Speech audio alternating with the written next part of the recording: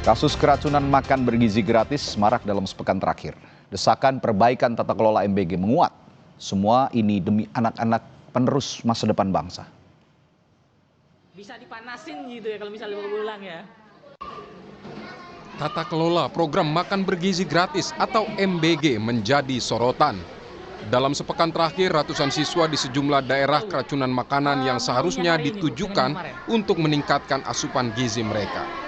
Yang terbaru di Cipongkor, Kabupaten Bandung Barat, Jawa Barat, sebanyak 180 siswa dari SMK Karya Perjuangan dan MTS Manarul Huda harus dirawat setelah mengalami gejala keracunan usai menyantap MBG pada pagi hari. Orang tua siswa meminta program MBG dihentikan sementara setelah sehari sebelumnya kasus keracunan juga terjadi di Cipongkor, Bandung Barat. Harus ditutup aja. Aku gak setuju kalau diteruskan banyak korban. Anak saya udah 2 kali masuk ke sini. Dari rumah baik-baik saja, pulang dari sekolah muntah-muntah. Aku panik, harus ditutup aja. Jadi sebagai orang tua murid saya benar-benar lebih baik di stop. Kalaupun benar ada dana untuk anak sekolah yang bersih, kasih aja uangnya biar kami yang mengelola. Karena kami tahu yang terbaik untuk anak kami. Karena kenapa? Dari rumah anak sehat walafiat tiba-tiba ada konsul dari dokter saya harus ke sini. Sedangkan saya tidak terima anak saya benar-benar kayak gitu. Kalau benar-benar pemerintah peduli sama masyarakat, tolong himbaukan masyarakat kecil dan dari bawah menengah ke atas tidak semua mampu. Untuk ke rumah sakit itu butuh biaya, Bu. Pulang pergi belum yang punya ongkos, punya bensin belum tentu. Jadi tolong untuk Bapak KDM semua yang di atas, Bapak Prabowo, Gibran semua tolong banget. Untuk Bapak KDM Pak Dedi, tolong banget usahain kalau bisa tutup. Padahal sehari sebelumnya 393 siswa mengalami keracunan massal usai menyantap MBG. Atas kasus ini Bupati Bandung Barat JJ Rici Ismail langsung menetapkan status kejadian luar biasa. Tadi siang saya ke sana tuh 364 siswa. Namun sampai setengah 5 ini ada peningkatan menjadi 393 korban. Jadi kami dari Pemda menetapkan ini sebagai kejadian luar biasa seperti itu. Ya karena ini korban sudah begitu banyak dan juga rata-rata memiliki gejala yang sama dalam kurun waktu 24 jam. Untuk kita berlakukan KLB supaya penanganannya lebih cepat dan juga lebih menyeluruh seperti itu. Di pekan ini kasus keracunan siswa usai menyantap MBG juga terjadi di Ketapang, Kalimantan Barat dengan korban 20 siswa. Dan pekan lalu sebanyak 150 siswa juga keracunan di Garut, Jawa Barat. Polisi pun memeriksa sebanyak 19 orang. Sejumlah lembaga mencatat jumlah korban keracunan usai menyantap MBG. Kementerian Kesehatan dari data yang diungkap Kepala Staf Kepresidenan Muhammad Kodari mencatat ada 5.207 korban keracunan per 16 September 2025. Badan Gizi Nasional menyebut terdapat 4.711 korban keracunan sejak program MBG dimulai hingga 22 September 2025. Sementara data yang dihimpun Jaringan Pemantau Pendidikan Indonesia ada 6.452 korban per 21 September 2025. Merespons banyaknya kasus keracunan MBG, Ketua DPR Puan Maharani meminta pemerintah melakukan evaluasi total tata kelola program MBG. Puan pun bakal mengecek langsung kondisi dapur-dapur MBG. Nanti tentu saja kami akan melakukan pengawasan tempat-tempat yang mana ada masalah di tempat dapur-dapur MBG untuk melihat secara langsung itu sebenarnya masalahnya itu seperti apa, apakah di dapurnya, apakah di sekolahnya, untuk bisa melihat dari hulunya itu sebenarnya masalahnya seperti apa. Jadi memang evaluasinya itu harus dilakukan secara total. Jadi Indonesia Corruption Watch atau ICW menilai tata kelola program MBG buruk dan minim pengawasan. Memang tujuan program tersebut baik, namun pemerintah harus memastikan perbaikan tata kelola, akuntabilitas dan orientasinya harus benar-benar kepada siswa dan sekolah, bukan berorientasi proyek yang menguntungkan segelintir orang.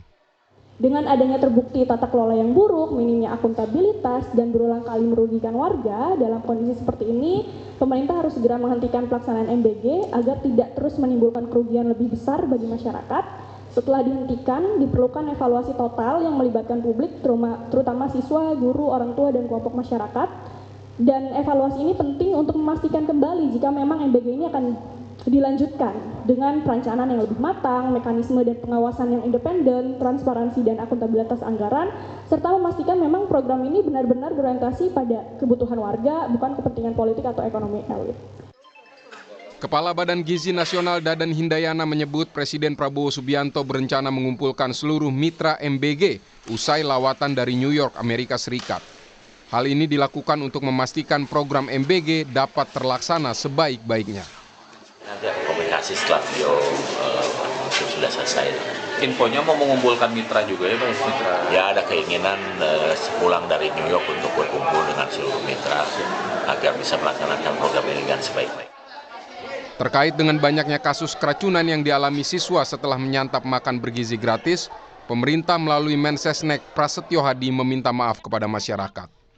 Pemerintah berjanji melakukan perbaikan agar peristiwa keracunan tak terulang lagi.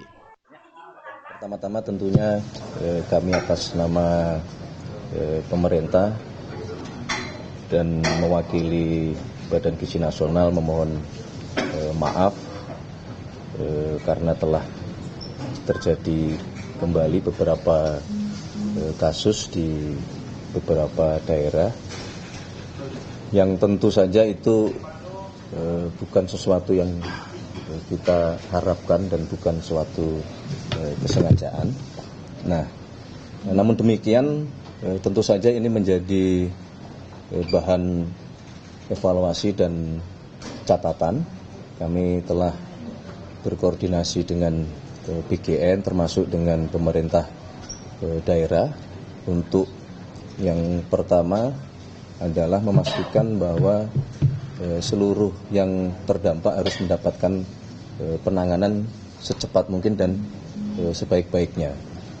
Yang kedua tentu harus dilakukan upaya evaluasi termasuk mitigasi, perbaikan supaya masalah-masalah seperti ini tidak terulang kembali. Tak ada yang meragukan niat mulia pemerintah menjalankan program makan bergizi gratis untuk mengatasi masalah gizi anak-anak Indonesia. Namun evaluasi untuk memperbaiki tata kelola harus serius dilakukan agar tidak ada anak-anak yang menjadi korban keracunan makan bergizi gratis. Tim Liputan, Kompas TV.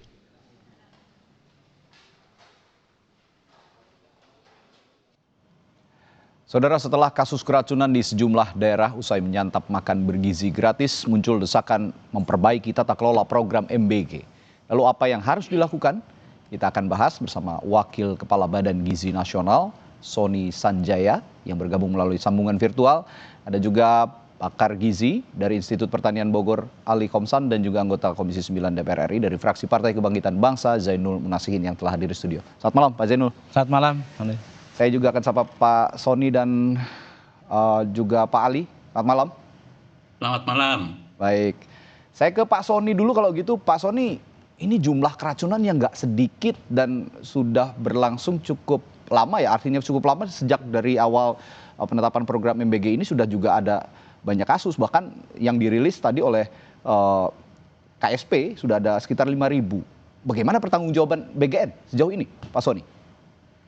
Ya, terima kasih. Data tersebut memang kami himpun dari sejak program MBG ini dilaksanakan pada tanggal 6 Januari. Dan data tersebut terus kami evaluasi, seperti ketika kejadian kemarin terakhir di Banggai dan di Kabupaten Bandung Barat. Yang kami lakukan adalah kami melakukan evaluasi dengan mengumpulkan para kepala regional, kepala koordinator wilayah, kemudian para kepala SPPG, bahkan dengan mitranya langsung Zoom meeting. Oke. Kami eksplor permasalahannya ada di mana dan sengaja kami buka itu kepada seluruh KSPPG untuk menjadikan pembelajaran. Oke. Dan yang kedua juga kami juga melakukan melakukan program pelatihan-pelatihan bagi seluruh penjamah makanan. Memang belum semuanya, karena bertahap. Sekarang dengan adanya 9.084 SPPG, tentu tidak bisa serentak dilakukan dan dilakukan bertahap. Dan itu biasanya dilakukan setiap hari Sabtu dan Minggu ketika operasional MBG tidak dilaksanakan. Oke, nah itu tadi Anda langsung melakukan evaluasi dan berkoordinasi mulai dari koordinator sampai ke tingkat SPPG juga sudah berkomunikasi. Hasilnya bagaimana Pak? Di mana letak kesalahannya ternyata? Bervariasi ya, bervariasi. Biasanya begitu kejadian kami langsung bertanya menunya apa. Misalkan menunya mie-nya beli di mana? Nah, kami ekspor sampai ke sana. Menunya apa? Ayam kecap. Ayamnya dimulai dimasaknya jam berapa? Dimulai dimasak jam berapa? Belinya di mana? Bahkan ketika belinya dari supplier langsung kami telepon. Dipotongnya itu ayam jam berapa? Ketika diantar apakah fresh atau tidak? Nah itu terus kami lakukan dan hasil evaluasi ini kami juga buka kepada seluruh HSPPG agar mereka itu ikut memonitor. Ya, jangan sampai kejadian di daerah sana seperti itu, jangan sampai di sini seperti ini. Dan selain itu referensi juga kami kirim terus melalui sekarang kan sudah ada grup-grup WA, bahkan saya setiap hari itu berkomunikasi dengan seluruh KSPPG dengan 9.084 secara japri yang menggunakan fasilitas broadcast dan lain-lain. Oke, Pak Sony, karena kejadiannya sudah masif, ini publik juga akhirnya pengen tahu juga nih. Sebenarnya koordinator wilayah sampai SPPG ini siapa saja sih orang-orangnya? Apakah mereka yang punya pengalaman pengetahuan gizi yang cukup, lalu juga pengetahuan memasak yang cukup, cara memasak dan juga supaya tidak basi, tidak masih laik lah untuk dikonsumsi besok harinya. Ini siapa saja sih orang-orangnya sebenarnya? Yang pertama adalah kepala SPPG. Kepala SPPG itu adalah seluruh lulusan program Sarjana Penggerak Pembangunan Indonesia. Yang batch 1 itu dididik bahkan sampai 7 bulan, batch 2 4 bulan, itu mereka dibekali dengan manajerial dan lebih fokus kepada bagaimana program MBG ini dilaksanakan. Itu diajari mereka ya, mengenali, bahkan pada saat pelatihan yang kedua yaitu program pelatihan penjamah makanan, mereka diajari bagaimana cara menangani apabila menunya itu ikan. Ikan itu cara penanganannya seperti apa, daging ayam itu tidak boleh berada pada suhu yang terbuka atau suhu ruangan itu tidak boleh berapa lama, itu diberikan pelatihan. Ya, berarti ini bukan orang-orang yang asal memasak begitu ya, bukan orang-orang yang juga asal mengolah makanan. Berarti mereka yang sudah mengerti cara mengolah makanan, lalu mengukur gizinya juga untuk para anak ini. Saya ke Pak Zainul dulu kalau begitu. Ya meskipun kata Pak Sony tadi ini bukan orang sembarangan, katanya ada ahli gizi juga, lulusan-lulusan yang baik. Gitu. Ahli gizi itu semuanya sarjana ahli gizi. Betul. Tapi kenapa masih terjadi? Kalau saya melihat simpelnya begini aja Pak Zainul. Setiap sekolah itu ada kantin. Sebelum ada MBG mereka juga mengonsumsi makanan-makanan itu di kantin. Sepertinya tidak ada kasus semasif ini begitu. Saya tanya ke Pak Zainul, ini kalau dari DPR pengawasannya gimana? Ya, kami di DPR selalu berkoordinasi dengan PGN ya, setiap kali ada kejadian. Dan kita dalam RDP juga selalu mengingatkan, sebenarnya bukan hanya soal pasca kejadian ya, tapi lebih ke mitigasi. Jadi antisipasi jangan sampai ini terjadi kasus ini. Nah, cuman saya melihat begini Bang. Jadi melonjaknya kasus keracunan yang terjadi di beberapa SPPG itu berkorelasi atau berbanding lurus dengan meningkatnya jumlah dapur. Gitu ya. Lonjakannya itu sama dengan, nanti semakin banyak dapur yang beroperasi, semakin besar jumlah tingkat keracunan yang terjadi di SPPG. Ini kami melihatnya ini problemnya adalah karena problem keserentakan. Di mana-mana yang problem keserentakan itu pasti akan berimplikasi, punya resiko tinggi munculnya yang sifatnya negatif-negatif termasuk. Sederhananya keserentakan ini bagaimana kalau dijelaskan kepada publik? Jadi gini, pada awal-awal kita RDP dengan BGN, 1 tahun sampai dengan 2025 ini kan kita hanya 5.000 dapur sebagai targetnya. Tapi kemudian dalam perkembangan karena Pak Presiden ingin ada percepatan, itu diminta untuk percepatan sampai 30.000 dapur. Gitu. Sekarang tadi datanya dari Pak Sony kan sudah 9.000 dapur yang beroperasi hari ini. Berarti kan sudah ada peningkatan hampir 100% dari target awal yang 5.000 dapur. Gitu. Nah otomatis dengan peningkatan jumlah dapur yang ada ini, yang sangat drastis itu, pasti akan menimbulkan resiko. Kenapa? Karena itu terkait dengan soal standar dapur. Nah mengejar target maka otomatis dapur-dapur yang kita lihat kemarin ada banyak juga temuan yang sebetulnya belum layak untuk operasional, dipaksa untuk operasional gitu. Belum layaknya itu di mana? Misalnya peralatan dapurnya, kemudian luasan dapurnya, kemudian ruang produksinya, termasuk sanitasi. Ya, itu beberapa yang kita temukan. Ternyata memang beberapa dapur itu memang oleh BGN, mohon maaf Pak Sony ya, oleh BGN diizinkan beroperasi, sementara standar kelayakannya masih belum. BGN berdalih bahwa karena kita ingin ada percepatan, maka ini disempurnakan sambil jalan gitu. Oke, ini berarti keserentakan dan ketergesa-gesaan kalau saya melihat. Saya melihat ada nuansa seperti itu. Ada nuansa seperti tapi saya begini, saya disclaimer dulu ya. Jumlah keracunan itu kan tadi Pak Sony menyampaikan 5.000 korban ya, yang ini. Dengan sekarang 9.000 dapur yang beroperasi, itu berarti 1 bulan ada 0,5 miliar porsi yang dibagikan ke masyarakat, penerima manfaat. Saya mengatakan bahwa kalau kita mau berpikir objektif dan proporsional, berarti 0,5 miliar itu kan kalau dibandingkan dengan 5.000, ya kan, kecil kan. Walaupun kita nggak boleh mentoleransi karena kan satu nyawa itu tetap sangat berharga gitu. Apalagi anak-anak. Ya, apalagi untuk anak-anak ya. Nah, kita sih mendorong sebetulnya bahwa bagaimana keserentakan ini tetap mengantisipasi dan juga memitigasi terjadinya potensi dapur-dapur yang bermasalah. Dengan cara apa? Ya, kualitas dapurnya diperbaiki. Ya kan? Kemudian quality controlnya harus diperbaiki gitu. Nah, selama ini saya melihat BGN belum punya, menurut saya loh ya Pak Sony ya, belum punya skema bagaimana memitigasi agar SPPG itu, dapur-dapur itu betul-betul clear mulai dari bahan baku masuk, kemudian proses produksinya, sampai kemudian pemorsian, sampai dengan distribusinya. Nah, alur ini yang menurut kami protap di masing-masing dapur ini itu yang di beberapa dapur perlu dijaga konsistensi dan juga kualitasnya. Gitu. Oke, ini saya bukannya mendukung bahwa program MBG ini ditiadakan, tidak sama sekali, karena saya dukung sepenuhnya program ini sangat positif Pak. Karena di tempat-tempat lain, SPPG lain juga terbukti ada juga yang sukses lah melaksanakan program ini. Mulai dari yang Anda singgung tadi, dapur yang bersih, higienis, sampai penyampaian pengonsumsi makanannya yang juga layak makan gitu. Nah, ini juga perlu disoroti. Saya apresiasi juga untuk SPPG yang bisa menerapkan standar mutu untuk MBG ini. Tapi saya akan ke Pak Ali dulu. Pak Ali, tadi saya menyinggung soal siapa saja orang-orang yang berada di balik MBG ini, terutama yang mengolah makanan segala macam. Ternyata kalau kata Pak Sony tadi kan semuanya ini orang-orang yang mengerti begitu untuk mengolah makanan dan mengukur standar gizinya. Tapi mengapa masih terjadi begini kalau kata Pak Sony? Kalau saya satirnya sih kok kalah sama pengelola kantin gitu loh, yang sehari-hari juga memasak tapi tidak ada tuh yang keracunan. Gimana nih Pak Ali?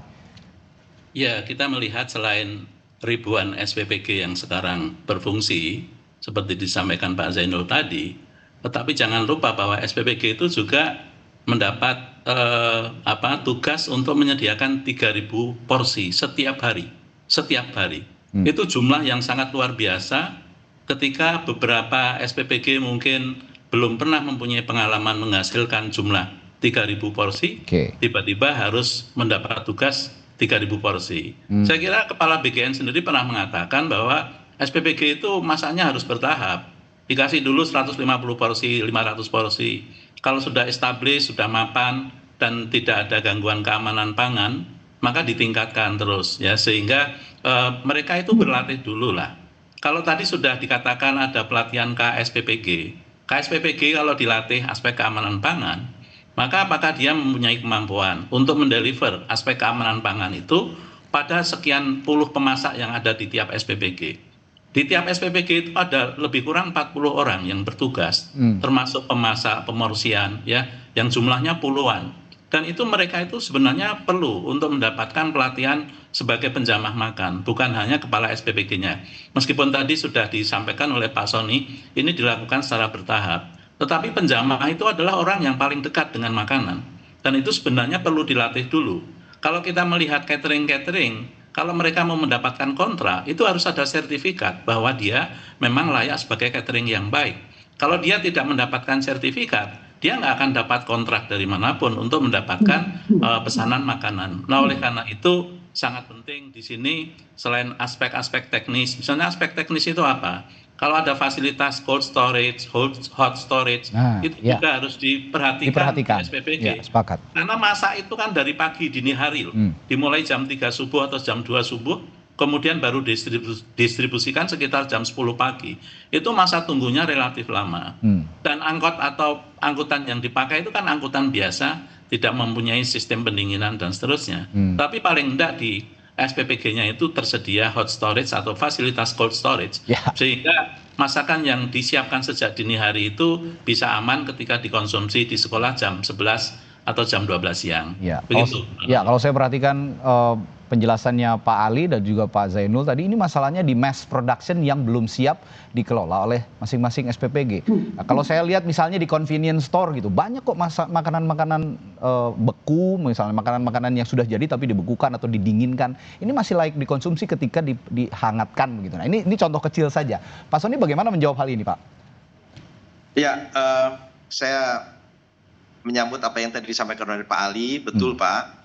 47 relawan yang ada di dapur itu memang kami berikan pelatihan. Kalau yang tadi saya sampaikan kepala SPPG itu diberikan pelatihan pada saat mereka sedang berada dalam pendidikan dalam program SPPI, Sarjana Penggerak Pembangunan Indonesia.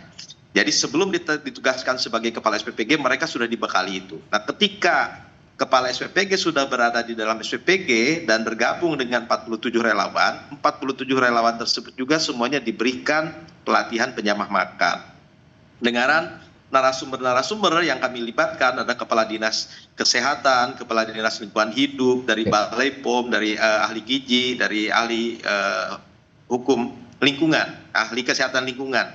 Itu kami undang mereka sebagai narasumber. Nah, kemudian memang betul apa yang tadi disampaikan oleh Pak Jainul bahwa ada faktor yang tiba-tiba melayani 3.000 orang, kan?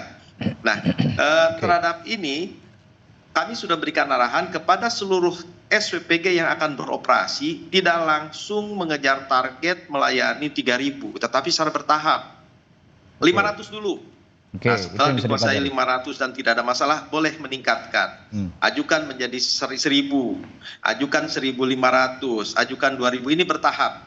Nah, dengan banyaknya SPPG, nah kami melihat ada beberapa yang kadang-kadang ingin lebih. Nah, ingin lebih cepat seperti yang kemarin terjadi di Bandung Barat melayani 3.499 dalam waktu 1 bulan. Maka kemudian kami tegur. Kami berikan sanksi kepala SPPG-nya termasuk dengan mitranya. Karena pengontrolan ini tidak hanya pengontrolan pelaksanaan di lapangan, tidak hanya kami bebankan kepada kepala SPPG, tapi mitra juga bertanggung jawab. Karena program ini kan tidak bisa dikendalikan sendirian oleh karier, yaitu kepala SPPG, tetapi juga mitra. Karena mitra kan tanggung jawab mengadakan 47 orang itu ada pada mitra. Sedangkan pengelolaan kegiatan itu pada kepala SPPG. Nah, ini harus berkolaborasi. Jadi tidak bisa berjalan sendiri gitu. Iya, untuk SPPG seperti tadi yang Anda contohkan Pak Sony di Kabupaten Bandung Barat ini sepertinya tidak cukup hanya untuk ditegur sih Pak. Lebih kepada sanksi. Tugaskan Pak. Ya, daripada sanksi kalau bisa dia diganti saja SPPG-nya, diganti dengan mitra yang lain supaya ya clear gitu. Mereka karena di Kabupaten Bandung Barat ini baru kemarin, sekarang terjadian lagi gitu. Itu yang mengejutkan kita semua begitu. Kenapa tidak ada langkah preventif sebelumnya ketika baru sudah sehari kemudian ada kejadian kembali. Nah, saya ingin juga menyinggung soal dapur yang higienis Pak Sony. Kemarin Bupati Bandung Barat juga menyinggung ada 85 dapur sebenarnya yang tidak sesuai standar, dan ada suara juga dari para kepala daerah nih agar supaya mereka juga sebenarnya dilibatkan lah, karena saya melihat juga sejak awal sepertinya tidak ada pelibatan pemerintah daerah dalam penyaluran program MBG ini. Kedepannya bagaimana untuk juga berkoordinasi seperti yang dikeluhkan juga oleh Gubernur Kalbar yang meminta adanya koordinator daerah untuk bertanggung jawab terhadap pelaksanaan program MBG ini. Apakah itu bisa direalisasikan? Nanti saya akan tanya kepada Pak Sony setelah jeda Pak. Di Sapa Indonesia Malam, tetap bersama kami.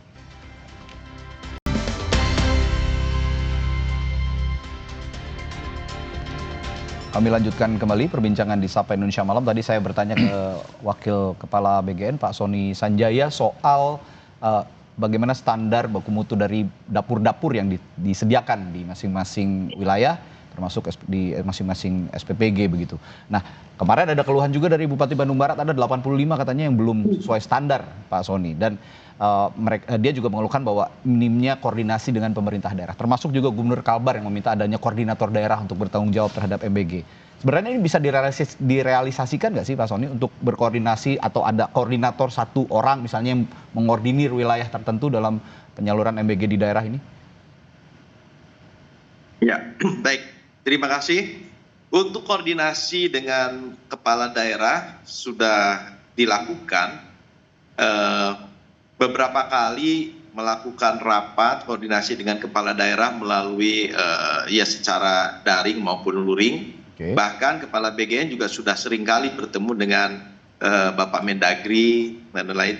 Yang terakhir adalah kami dalam waktu dekat ini akan berkomunikasi juga dengan jajaran pemerintah daerah, khususnya nanti bagaimana pemerintah daerah melibatkan dinas-dinas kesehatan, karena seluruh SPPG itu nanti akan harus dilengkapi dengan SLHS, Sertifikat Layak Hygiene Sanitasi. Dan ini tentu saja menguntungkan bagi program ini, di mana ketika BGN tentu saja tidak bisa melaksanakan full monitoring setiap saat, maka para dinas-dinas kesehatan yang melakukan pemeriksaan persyaratan SLHS SPPG itu merupakan satu bantuan kontrol di lapangan. Contoh misalkan apa sih syarat-syarat terbitnya SLHS atau Sertifikat Layak Hygiene Sanitasi, harus ada IPAL, kemudian hygiene-nya seperti apa, karena itu dipenuhi dan itu dilakukan oleh seluruh dinas kesehatan. Nah, inilah yang akan kami dorong. Beberapa daerah sudah melakukan, saya monitor ada di Garut, apabila kalau tidak salah ya itu sudah lakukan. Awal juga kami sudah mendorong silahkan mitra ini wajib memiliki SLHS. Kenapa mitra yang didorong? Karena yang memiliki fasilitas adalah mitra. Mitra lah memiliki gedung, mitra lah. Nah, kemudian di dalam tahapan verifikasi itu ada beberapa variabel yang harus dipenuhi. Dari mulai misalkan tanah ini apakah sewa atau milik pribadi, apabila sewa bukti kontraknya mana, apabila milik pribadi SHM-nya yang mana. Terus seperti itu, layout-nya seperti apa, IPAL-nya sudah ada atau belum, dan ini di lapangan terus dikontrol oleh SPPI yang kami sebar sekarang ini ada 30.000 SPPI, mereka tinggal di daerah masing-masing. Pada tingkat kecamatan mereka bertugas untuk melakukan kontrol lapangan. Nah, kontrol lapangan ini berdasarkan kontrol lapangan yang mereka lakukan dengan variabel-variabel yang kita tentukan, mereka kemudian melaporkan. Nah, ketika mereka menyatakan, ya Pak, sudah terpenuhi semua syarat-syaratnya, baru kemudian kami keluarkan berita acara hasil verifikasi. Nah, kemudian selanjutnya ya ini pada saat pelaksanaannya, maka kami minta nanti kepala dinas kesehatan, karena SLHS itu dikeluarkan oleh dinas kesehatan setempat. Nah, kami juga mewajibkan agar SPPG ini nanti dilengkapi oleh SLHS. Bagi yang tidak belum memenuhi persyaratan SLHS, ya nanti kami akan melakukan review. Apakah diberhentikan dulu sementara sampai terpenuhi persyaratan tersebut atau sambil berjalan. Ini barangkali Pak. Kalau gitu Pak, kalau untuk memenuhi mass production tadi, saya bertanya ke Bapak nih, soal apa pemenuhan gizi, higienisme segala macam. Ini kan tadi Bapak bilang karena memang kaget gitu ya untuk ketegasan ini sehingga unsur-unsur tadi sulit untuk terpenuhi. Tapi ini sesuai dengan judul kita hari ini, mendesak. Keterdesakan itu harus dilakukan seperti apa jadinya? Iya, kalau saya gini, apa yang tadi disampaikan oleh Pak Sony itu sudah betul ya. Rencana untuk menerapkan SLHS untuk seluruh SPPG itu menurut saya itu mendesak dan nggak boleh ditunda. Menurut saya disegerakan dengan berkoordinasi dengan pemerintah kabupaten kota melalui dinas kesehatan. Saya kira udah betul ini langkah yang akan diambil oleh Pak Sony dan teman-teman di BKN. Tinggal sekarang kita support untuk percepatan sertifikasi untuk seluruh SPPG kita dengan menerbitkan SLHS gitu. Bagi yang belum memenuhi syarat, ya kami menyarankan untuk bisa dipending dulu, dipending dulu sampai ada persyaratan itu terpenuhi oleh SPPG. Kalau saya sih begitu. Nah, cuman problemnya adalah hari ini anggaran di BGN masih sangat besar yang belum terserap gitu. Kalau kemudian penerapan sertifikasi ini kemudian diterapkan, kemudian ditunda, kalau ada ribuan SPPG yang kemudian berhenti beroperasi, saya khawatir nanti serapan anggarannya bisa berpengaruh gitu di BGN-nya. Dan saya kira Pak Presiden juga akan kecewa kalau sampai program MBG gimana jalan ini. tengahnya? Kalau menurut saya sih jalan tengahnya adalah sertifikasi tetap digenjot, khususnya untuk wilayah-wilayah Pak Sony ya, yang sudah teridentifikasi rentan terjadinya keracunan. Kan udah ada petanya nih, provinsi-provinsi, kabupaten-kabupaten kota, kan sudah ada trennya ini, gitu. Menurut saya yang di daerah-daerah itu yang mungkin prioritas ini, prioritas untuk bisa ini. Tapi menurut saya cepat kok, menurut saya. Bisa paralel ya? Iya, bisa berjalan paralel menurut saya. Oke, Pak Ali, kalau gitu untuk sertifikasi ini, bagaimana langkah baiknya kalau menurut perspektif Ali Gizi? Ya, jadi pada intinya sertifikasi itu kalau itu sebenarnya menjadi prasyarat yang penting, harusnya itu memang harus diawali ketika SPPG itu belum dibuka. Tapi sekarang sudah terlanjur dibuka 9.000, maka tentu saja seperti disarankan tadi dilakukan proses percepatan sertifikasi. Dan untuk yang baru itu tidak usah dianjurkan untuk dibikin kalau tidak muncul sertifikasi. Jadi sangat penting di sini bahwa tadi yang disampaikan Pak Sony tentang IPAL, sekarang kualitas air itu bisa menjadi sumber keracunan ketika ternyata SPPG mengandalkan sumber air sumur yang terkena resapan limbah. Itu sangat berbahaya. Dan selama ini kita juga belum tahu limbah-limbah dari food waste, dari makan bergizi gratis itu apakah kembali kepada SPPG atau berada di sekolah atau sebagian berada di rumah. Itu juga kalau kembali ke SPPG limbahnya sangat luar biasa dan itu harus dibereskan dengan baik. Jangan sampai urusan limbah itu menjadi pencetus keracunan yang lain. Jadi tentu saja PR-nya memang sangat banyak, sehingga kalau di suara-suara masyarakat itu sudah urusan makan itu serahkan saja kepada dapur sekolah. Beberapa sekolah yang bagus mempunyai dapur sekolah, tetapi banyak sekolah di Indonesia itu tentu nggak punya dapur. Nah, oleh karena itu untuk sekolah-sekolah yang bagus, itu bisa dikasih uji coba bahwa Anda menyelenggarakan makanan bergizi gratis untuk katakanlah 340-400 anak. Dan itu menurut saya peluang keracunannya akan semakin kecil ketika yang dikelola sedikit. Ya ini yang harus didorong juga. Nah kalau gitu saya terakhir ke Pak Sony kalau gitu. Ini Pak Sony sekarang banyak ya ibu-ibu, emak-emak gitu. Tadi saya lihat di berita pengantar seperti sudah sedikit apatis terhadap program ini. Bagaimana Anda juga menenangkan publik supaya sebenarnya saya juga apresiasi program ini positif.